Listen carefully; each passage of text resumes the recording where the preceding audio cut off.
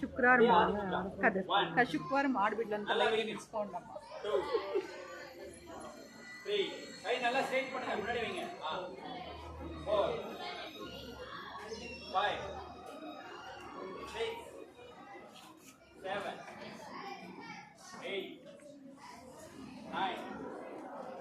10 கை பிடிங்க last one neck rotation